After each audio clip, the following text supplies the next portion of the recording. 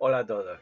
Esto sigue siendo la Biblia en casa y vamos con el versículo correspondiente a las lecturas del sexto domingo de Pascua, día 9 de mayo de 2021, que es el siguiente. Quien no ama no ha conocido a Dios, porque Dios es amor. Primera carta del apóstol San Juan, capítulo 4, versículo 8.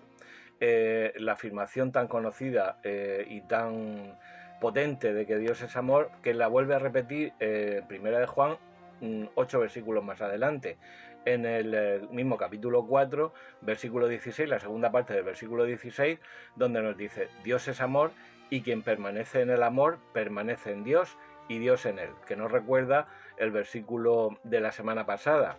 Quien permanece en mí y yo en él da mucho fruto, porque sin mí no podéis hacer nada, Juan 15:5. De la primera carta del apóstol San Juan ya habíamos visto el capítulo 2, versículos 1 y 2. Bueno, pues esta carta, reiteramos lo dicho anteriormente, simplemente decir que pertenece al grupo de las cartas católicas, como sabéis que son las cartas de Santiago, de Judas, las dos de San Pedro y las tres de Juan. Se llaman católicas porque son universales, es decir, no tienen un destinatario concreto. Esta primera carta del apóstol San Juan tiene como tres ideas y tres desarrollos de esas ideas.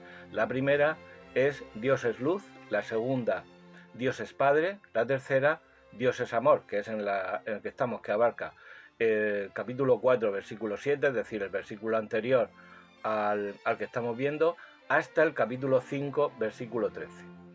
Ya sabemos que se especula con que es una carta de finales del siglo I, y que, bueno, siempre en estos casos pues se discute la autoría. Vamos a poner una hipótesis de Armando Leborati, que es un autor argentino, que señala la posibilidad de que la carta haya sido escrita no directamente por San Juan, pero sí por un presbítero de la comunidad muy próximo, de la comunidad joánica muy próximo a San Juan, que incluso podría haber conocido a Jesús.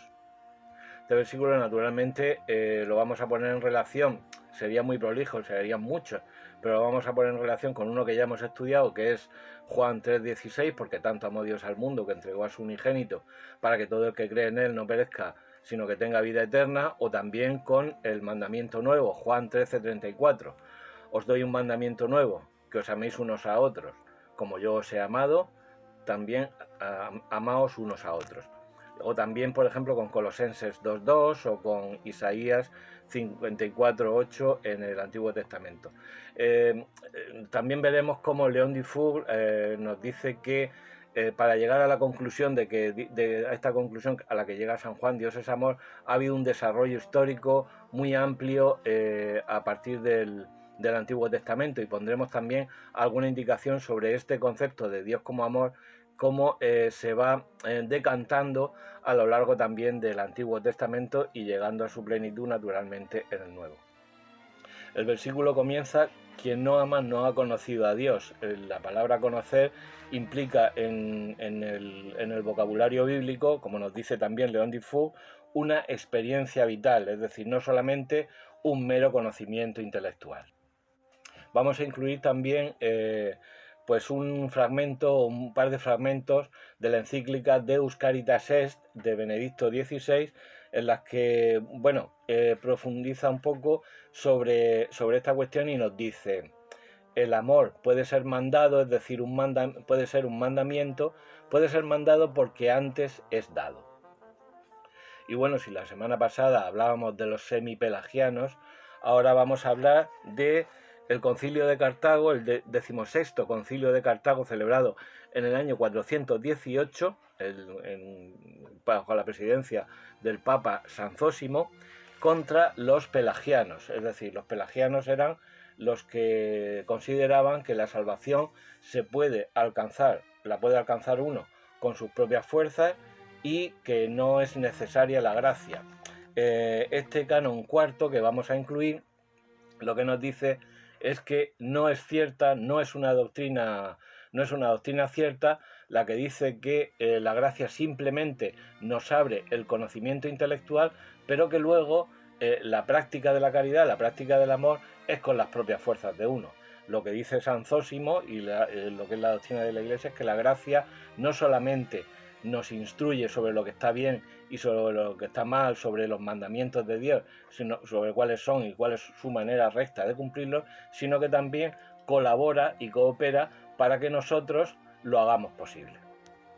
Es curioso porque la creencia religiosa de mucha gente, incluso que se llama cristiana, tiene mucho que ver con el pelagianismo, con el hecho de que yo puedo alcanzar la salvación o puedo ser simplemente bueno solamente con mis propias fuerzas. Y es una gran tentación, pero que ya sabemos que ya estaba en el siglo V y en el siglo IV. En fin, como decía alguien, lo bueno del demonio es que es muy poco creativo. El Espíritu Santo sí es creativo, el demonio no. El problema es que nosotros, como no nos dejamos iluminar por el Espíritu Santo, pues siempre caemos en los mismos errores.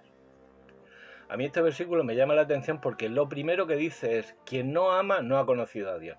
Es decir, que también exige una iniciativa nuestra. Yo siempre lo he comparado con los pasillos estos de los hoteles, por ejemplo, que tienen un sensor de movimiento, está todo oscuro, pero que si te mueves empieza a iluminarse. Bueno, pues el Espíritu Santo tiene un sensor de movimiento de última generación que en cuanto te mueves lo más mínimo te ilumina. Así que, ya sabes, adelante con la Biblia.